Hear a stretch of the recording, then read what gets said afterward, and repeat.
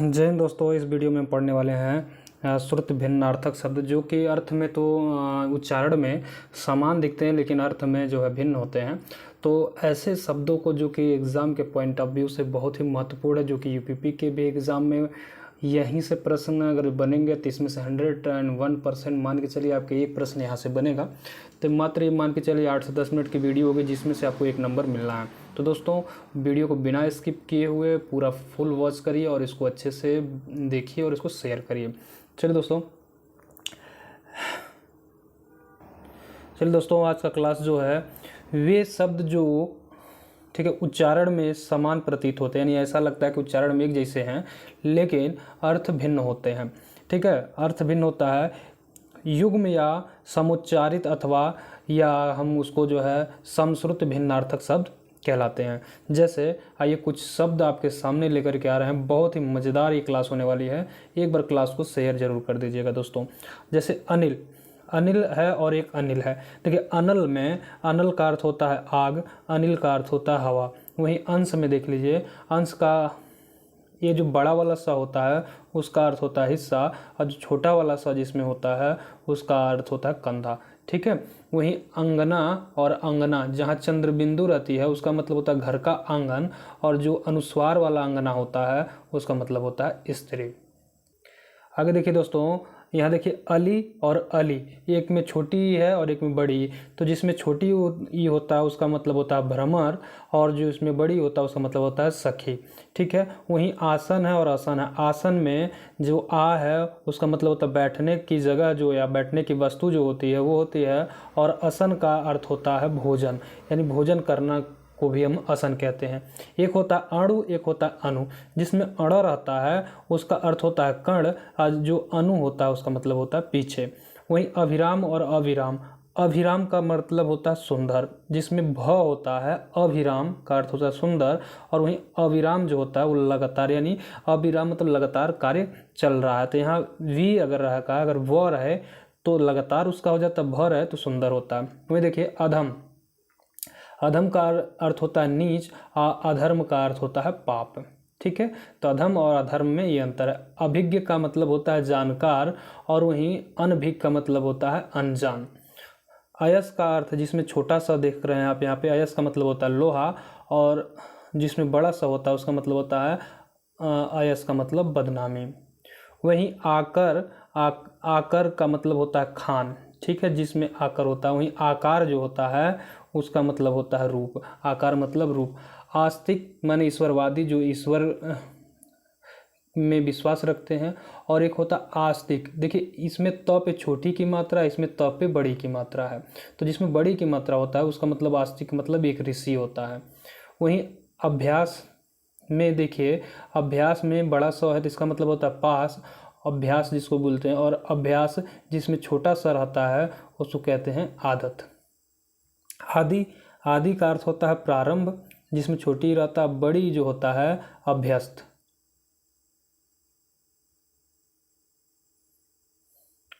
अगला देखिए दोस्तों, अगला जो हमारा है अति, आरती और आरती, एक में बड़ी एक में छोटी है। जो जिसमें छोटी रहता है उसका मतलब होता है विरक्ति, और जिसमें बड़ी होता है उसका मतलब धूप दीप दिखाना। ठीक है, धूप दीप जो आप जो है पूजा पाठ जो करते हैं वो आरती यहाँ पे होती है। ये देखिए देखो इत और इर्ति, एक में छोटी है एक में बड़ी है। ठीक है, तो जिसमें छोटी होती है उसका मतलब होता है समाप्त, और एक इर्ति होता है उसका मतलब होता है फसल का रोग। एक होता है ईडा और एक होता है ईंडा। ठीक है, इसमें छोटी है उसका मतलब नारी या पृथ्वी होता है, और एक ईंडा होता है उसका मतलब स्तुति होता है। उद्धत और उद्धत, उद्धत का मतलब होता है उदंड, और उद्धत मतलब होता है तैयार होना। कपी का मतलब बंदर होता है, और कापी का मतलब घिरनी होता है। एक है उपाधि और एक है उपाधि, एक में छोटी एक में बड़ी है। पद, छोटी जिसमें रहता है उसका मतलब होता है पद दिखा खिताब, और एक का मतलब होता है उपद्रव। अगला है उपयुक्त और एक है उपरयुक्त। उपयुक्त का मतलब होता है ठीक, और उपरयुक्त मतलब ऊपर जो चीज़ें कही गई हैं। जैसे देखते हैं ना, कोई चीज़ें लिखी जाती हैं उसी के नीचे लिखी जाती है उपरयुक्त, मतलब ऊपर का शब्द यहाँ भी है। वही चीज़ है कृपण और कृपाण। देखिए कृपण में जो उसमें प पे आ की मात्रा नहीं है, उसका मतलब होता है कंजूस, और कृपाण का मतलब होता है तलवार या कतार। वही देखिए कृति का अर्थ होता है रचना, और जिसमें बड़ी कृति में रहती है उसका मतलब होता है रचनाकर। अब देखिए कली, कली का अर्थ होता है कलयुग, और एक कली बड़ी जिसमें होता है अधखिला फूल होता है, जिसमें बड़ी रहता है वो कली है, ठीक है। और जो कली है एक कली है, एक कली है, तो कली का मतलब होता है कलयुग। अब देखिए कपीस, कपीस में छोटी ई है, तो जब छोटी ई रहेगी तो मटमैला हो जाएगा, और वहीं जब बड़ी रहेगी तो हनुमान हो जाएगा। कूट और कूट, कूट कूट, एक में बड़ी है, एक में मतलब एक में बड़ा हुआ, एक में छोटा हुआ, तो जिसमें छोटा हुआ रहता है उसका मतलब किला या घर होता है। अब कूट का मतलब होता है पहाड़ की चोटी। वहीं कोस, कोस में देखिए जहाँ ये आपका तालव्य श है और एक में मूर्धन्य श है, तो जहाँ पे तालव्य श और जहाँ पे पेटफरुआ स होता है वहाँ पे अलग अलग चीज़ें होती हैं। तालव्य श के लिए यहाँ पे होता है शब्द संग्रह, क्या होता है इसका मतलब शब्द संग्रह होता है, और ये कोश का मतलब होता है खजाना। और देखिए कूच, कूच, कूच का मतलब स्तन, कूच का मतलब प्रस्थान। कीच और कीस, कीस, कीस का अर्थ होता है एक बंदर, एक का होता है गर्भ का थैला। एक कूटी का अर्थ होता है झोपड़ी, एक कूटी का अर्थ होता है धोती, ठीक है, धोती या जालसाज, ठीक है।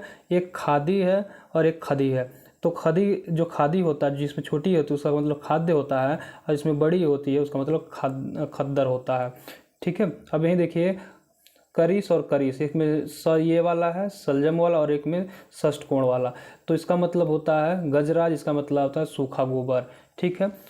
कुनवा मतलब खरीदार होता है, और कुनबा मतलब होता है आपका परिवार, ठीक है। तो इस तरह से आपको याद रखना है। थोड़े थोड़े शब्द देखिए मात्राओं के अंतर हैं, कुछ वर्ण के अंतर हैं, जिस अंतर को आपको समझना बहुत ही महत्वपूर्ण होगा आपके एग्जाम में, ठीक है। केसर, केसर का अर्थ देखिए एक में छोटा है, एक में बड़ा सा है, तो जो छोटा सा होता है वो सिंह का, ठीक है, गर्दन के बाल होते हैं, और एक केसर जो होता है वो कुमकुम होता है। वहीं देखिए एक है गुड़, एक है गुड़, तो एक में बिंदी नीचे लगी हुई, एक में बिंदी नहीं है, तो ये जो गुड़ है ये शक्कर वाला है, ठीक है, और ये जो गुड़ है ये है गंभीर। आगे गिरी पहाड़, गिरी गिरना, ठीक है। गज हाथी, गज माप, देखिए यहाँ पे गज लिखा है, ज पे के नीचे बिंदी लगा हुआ, तो ज के नीचे बिंदी का मतलब ये क्या है, नुक्ता लगा हुआ है। चीर, चीर जो छोटा ई की मात्रा उसका मतलब प्राचीन होता है, बड़ा जो होता है वस्त्र या कपड़ा। चास, चास, चास का मतलब खेती की जुताई, और जो ये षष्ठ कोण वाला चास होता है उसका मतलब होता है नीलकंठ। देखिए दोस्तों बहुत ही अच्छा आपको लग रहा होगा कि जो भी शब्द हैं अ से लेकर अज्ञा तक जितने भी शब्द इन वर्णमाला के क्रम से जितने भी बनते सारे आपके सामने प्रस्तुत होंगे। देखिए चित्त, एक चित्त का अर्थ होता है ज्ञान, एक चित्त का अर्थ होता है पीठ के बगल में, और एक चित्त का अर्थ होता है यहाँ पे देखिए मन। तो तीन चीज़ें होती हैं चित्त, चित्त का मतलब होता है मन। देखिए चषक और चषक, एक का आदक होता है और एक का प्याला होता है। जिला का मतलब होता है मंडल, और एक जिला का मतलब क्या होता है चमक, जिसमें बड़ी रहती है। छत्र का मतलब होता है छाता, और छत्र का मतलब होता है छत्र, ठीक है, क्षत्रिय। अब देखिए छात्र का अर्थ होता है विद्यार्थी, और छात्र का अर्थ होता है छत्री से संबंधित, यानी जहाँ पे ये वाला छत्री वाला छ रहेगा वहाँ पे, ठीक है, संयुक्त वाला, तो वहाँ पे आपका छत्री हो जाएगा। जगत का मतलब होता है संसार, और जगत जहाँ तब पूरा रहेगा उसका कुएं के जो मुंडेर होते हैं, जो कुएं का ऊपर का जो सिरा वाला भाग उसको कहते हैं, और जहाँ जगत में त पे हलंत लगा होगा उसका मतलब होता है संसार। देखिए एक जानू, जानू, तो जानू जो छोटी ऊ है, छोटा ऊ है उसका मतलब घुटना होता है, और एक जानू का मतलब होता है जांग। जाया और जाया, देखिए जाया का मतलब व्यर्थ होता है, जाया मतलब होता है पत्नी, जहाँ पे ज पे नुक्ता लगा हुआ है। डोर का मतलब होता है सूत या धागा, और एक डोर का मतलब होता है पशु या मवेशी। अगर ठीक का मतलब होता है, देखिए ढीक है, ढीक, ढीठ है, ढीठ ढीठ, ठ इसका मतलब दृष्टि होता है, और एक ढीठ का मतलब होता है एक जिसमें ढ वाला ढ है उसका मतलब जिद्दी या निडर होता है, ठीक है। तरणी का मतलब होता है सूर्य, और तरणी का मतलब होता है नाव, यानी छोटी है तो सूर्य है और बड़ी है तो नाव है। तड़ाक का मतलब होता है जल्दी, और तड़ांग का मतलब होता है, ठीक है, तालाब। तो दो अर्थ होते हैं, क है तो जल्दी, और ग है तो तालाब। इसी प्रकार से आगे देखिए, तक्र का मतलब छाछ होता है या मट्ठा, तक्र का मतलब भैंस, तरी का मतलब नाव, और तरी बड़ी है तो क्या हो जाएगा, गीलापन। तनि का अर्थ होता है बंधन, और तनि का अर्थ होता है थोड़ा। तब का अर्थ होता है तुम्हारा, और तब का अर्थ होता है उसके बाद। वहीं देखिए आपका तुला का अर्थ होता है तराजू, और जब छोटा हुआ रहे तराजू, बड़ा हुआ हो जाएगा तो कपास।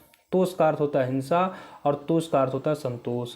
दारू का अर्थ होता है, देखिए दारू, दारू का अर्थ होता है लकड़ी, और एक दारू होता है जिसमें बड़ा वो होता है, उसका मतलब शराब होता है।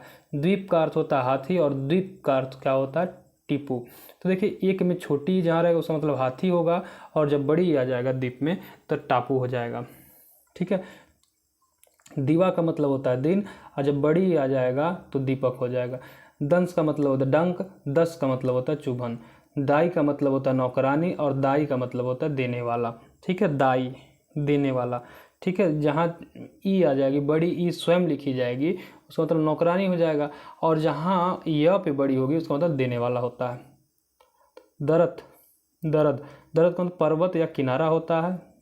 और एक जहाँ दर्द पूरा मतलब जैसे द पे वहाँ आधा था, इसमें देख रहे हैं द आधा, आधा का मतलब स्वर रहित है, जहाँ पे द पूरा नहीं है, आधा द है, यहाँ पे पूरा द है। सारे वर्ड पूरे हैं तो इसलिए इसका अर्थ क्या होता है, पीड़ा। आगे है आपका नियत का निश्चय, और नियत का अर्थ इरादा। निहित, निहत का अर्थ होता है मरा हुआ, और निहित का अर्थ होता है छिपा हुआ। निश्चल का अर्थ होता है अटल, निश्चल का अर्थ होता है छल रहित। निर्जर का मतलब देवता, और निर्जर का मतलब झरना। नगर का अर्थ होता है शहर, और नगर का अर्थ होता है ठीक है, शहरी। प्रतीत का अर्थ होता है उल्टा, प्रदीप का अर्थ होता है दीपक। प्रसाद का अर्थ होता है कृपा या भोग। ठीक है, प्रसाद का अर्थ होता है महल। पास का अर्थ होता है नज़दीक, और पास का अर्थ होता है बंधन। परीक्षा का अर्थ होता है कीचड़, और परीक्षा का अर्थ होता है जांच या इम्तिहान। प्रतिशोध का अर्थ होता है बदला, प्रतिषेध का अर्थ होता है मानहानि। पूर्व का अर्थ होता है नगर, अपूर्व का अर्थ होता है बाढ़ या अधिकाय। ठीक है। प्रहर का अर्थ होता है समय या पहर, अप्रहार का अर्थ होता है आक्रमण या आघात।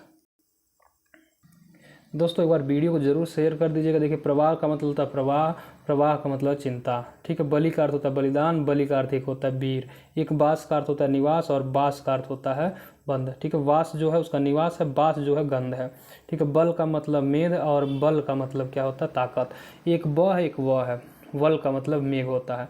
वहन का अर्थ होता है ढोना, और बहन का अर्थ होता है बहिन। ठीक है। बात, बात जो होता है वो हवा, अब बात जो होता है वचन, यानी जो हम लोग बोलते हैं। बंदी का अर्थ होता है भाट या चारण। अब बंदी जो अगर ब है तो उसका मतलब होता है कैटी। बहु का अर्थ होता है बहुत। ठीक है, अगर वहीं ह पे बड़ा हुआ है तो उसका मतलब होता है बधू, यानी जो पतोहू होती है। वर्ण का अर्थ होता है अक्षर या रंग। ठीक है, वहीं वर्ण का अर्थ होता है घाव। ठीक है। वाट का अर्थ होता है हिस्सा, और बाट का अर्थ होता है रास्ता या ठीक है, इंतजार। बाजू, बाजू का अर्थ होता है बिना, और बाजा पे जब बड़ा हो रहेगा तो उसका मतलब होता है बाह। मेध का अर्थ होता है बादल, और मेध, मेघ का अर्थ होता है बादल, लेकिन अगर ध हो जाए तो हो जाता है यज्ञ। दोस्तों एक बार वीडियो को शेयर जरूर करिए। मद का अर्थ होता है आनंद, मद का अर्थ होता है शराब। मणि का अर्थ होता है एक रत्न, मशी का, मणि का एक बड़ी रहा है उसका मतलब होता है सांप। मरीच का मतलब किरण, और मरीची मतलब होता है, मरीची छोटी है तो किरण, और बड़ी है तो सूर्य चंद्र। मैली का अर्थ होता है मौली, मस्तक या चोटी जिसको बोलते हैं, या और एक मौली का अर्थ होता है जिसमें बड़ी रहती है, जिसके सिर पर मुकुट हो। एक है रद, रद का मतलब होता है दांत, और एक है रद्द, रद्द माने होता है खराब। वहीं राज का मतलब प्रांत या राजा होता है, और राज आ गया तो रहस्य हो गया, यानी जब जो कर नुक्ता वाला जो आ गया तो उसका मतलब रहस्य हो गया। लक्ष्य का अर्थ होता है लाख, और लक्ष्य का अर्थ होता है उद्देश्य। ठीक है। वस्तु का अर्थ होता है चीज, अब वास्तु का अर्थ होता है मकान।